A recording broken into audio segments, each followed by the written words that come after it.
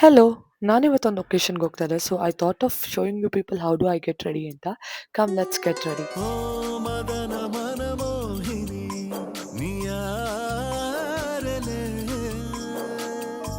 ಕಂಡೆ ಮನಮೋಹಕ ಮಯ ಕಳೆ